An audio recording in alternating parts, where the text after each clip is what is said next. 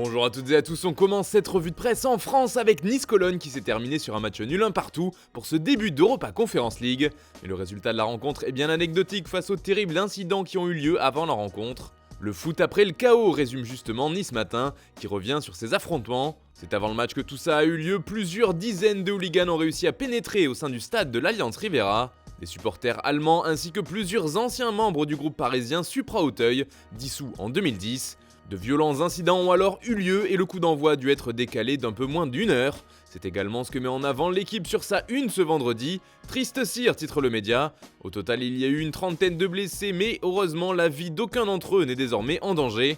Place au foot maintenant car d'autres matchs se sont déroulés hier, sans heurts, et qui concernaient des équipes françaises comme le rapporte l'équipe.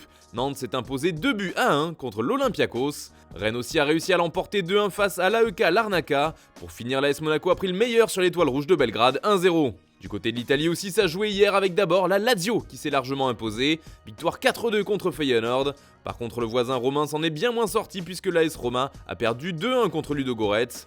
Sarri en vol mou au sol, résume ainsi le Corriere dello Sport. Un défi entre les deux rivaux qui est donc remporté par Maurizio Sarri face à José Mourinho.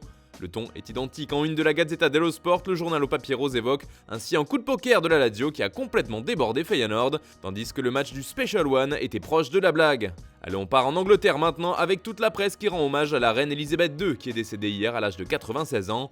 Forcément, tous les journaux du pays ne parlent que de ça, le départ de leur souveraine qui était à la tête du pays depuis 70 ans. Unis dans la douleur, titre ainsi le Daily Star, avec un petit jeu de mots au passage. Pour Manchester United, qui n'a pas réussi à l'emporter face à la Real Sociedad. Une défaite 1-0 dans la plus grande des difficultés pour les Red Devils. C'est également ainsi que cette rencontre est résumée par le Daily Mirror. Sombre et discret, titre le tabloïd. A noter que dans les autres rencontres anglaises, Arsenal a gagné 2-1 face au FC Zurich. Et West Ham a renversé le Steaua Bucarest 3-1 en Europa Conference League. On file en direction de l'Espagne maintenant avec Robert Lewandowski qui a marqué la Catalogne de son empreinte depuis son arrivée au Barça. L'attaquant polonais est déjà très chaud avec 8 buts en 5 matchs et il se retrouve à la lutte avec Haaland et Mbappé pour le titre de meilleur buteur européen. C'est ce que rappelle Sport dans son édition du jour. Le quotidien catalan évoque l'impact de Robert Lewandowski qui est déjà devenu une idole découlée selon Sport. C'est aussi le FC Barcelone qui fait parler en une de Mundo Deportivo, mais cette fois le journal nous livre le détail des conversations écrites entre Xavi et Ferran Torres durant le match de Ligue des Champions, remporté largement contre le Victoria Pilsen. Le média espagnol explique que l'entraîneur a livré des consignes bien précises à son joueur en plein match, grâce à l'entrée de Pablo Torre qui a donc donné un petit bout de papier à son coéquipier, rempli d'instructions comme le marquage et le placement à adopter sur les corners défensifs. Et selon Mundo Deportivo, cela montre à quel point le staff technique est à fond, notamment dans le souci du détail. Allez, on termine ce tour de la presse en restant du côté de l'Espagne et encore avec le Barça. D'abord car les coulés prépareraient en coulisses une contre-attaque dans le dossier Griezmann. Car la stratégie de l'Atlético de diminuer son temps de jeu pour éviter de devoir payer son option d'achat de 40 millions d'euros ne plairait pas du tout aux Blaugrana.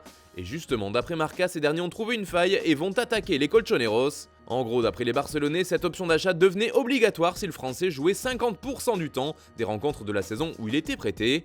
Or, il a été prêté une saison plus une deuxième en option, mais selon eux, les conditions de cette option d'achat ne concernaient que la première saison du prêt d'Antoine Griezmann, qui aurait donc déjà coché toutes les cases comme le rapporte également Sport. Pour le Barça, ça ne sert donc à rien à l'Atlético de diminuer son temps de jeu, car c'est déjà trop tard, il faut payer. D'ailleurs, en parlant dessous, le Barça n'en avait pas assez cet été pour signer Bernardo Silva, mais tout n'est pas fini selon Sport. En effet, les Catalans seraient toujours partants pour le faire venir l'été prochain, et si on en croit le quotidien, ils sont prêts à faire un effort financier pour le Portugais, qui avait à cœur de venir jouer à Barcelone. Et puis avant de partir, un mot de l'affaire Pogba car il y a du nouveau. Mathias Pogba vient juste de s'exprimer à travers un communiqué officiel de son avocat. Le frère de Paul a tenu à démentir toute implication dans de présumées manœuvres d'extorsion et préciser que des menaces extérieures pesaient sur la famille Pogba. Il fait finalement volte-face pour calmer la situation selon les dires de son avocat. Mathias Pogba, qui aspire plus que tout à apaiser la situation avec son frère, réservera dorénavant sa parole au juge d'instruction en charge de ce dossier, peut-on lire dans le communiqué officiel. Voilà, c'est tout pour ce matin. Bonne journée à tous, on se retrouve tout à l'heure pour un nouveau JT et demain pour la prochaine revue de presse sur Foot Mercato.